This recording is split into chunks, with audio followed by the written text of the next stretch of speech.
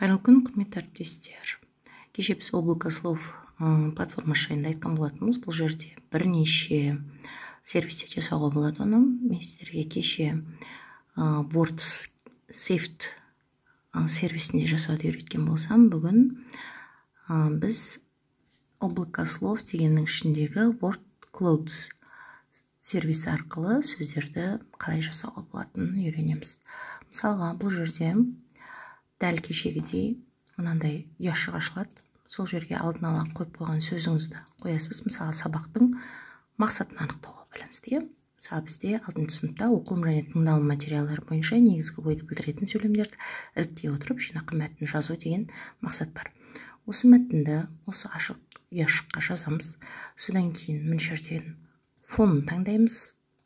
Содан кейін мәтіннің түсін таңдаймыз. Мына фонды көбінесе ашылған жақсы. Осының барлығын жазып болғаннан кейін создать батырмасын басамыз. Сол кезде сіздің сабағыңыздың мақсаты міне былай болып жазылып шығады. Кешегі сервиске қарағанда бұл жерде әріптер өте үлкен.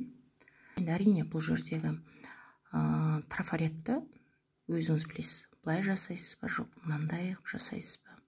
Мысалы, былай да жасауға болады.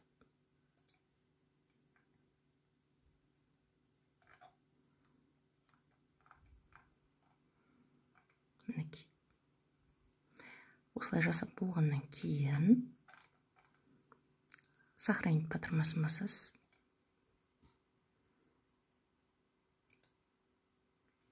Ол сіздің загрузкаңызға сурет болып түседі.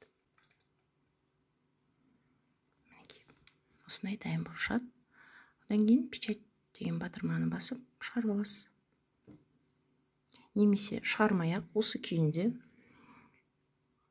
көрсетуіңізге болады тақтадан. Интерактивный тақта болса, немесе сыныбыңызда проектор болатын болса, оны жай ғана ақ қабырғаға түсіріп те өстіп көрсетуге болады. Балаларымыз күнделікті сабақтың басында сабақтың мақсатын тыңдап жүргендіктен бұл шараданы шешу қиындық келтірмейді деп ойлаймын. Егер сізге менің қолданған әдіс тәсілдерім ұнаса, менің каналыма тіркеліп, лайк басуды ұмытпаңыздар.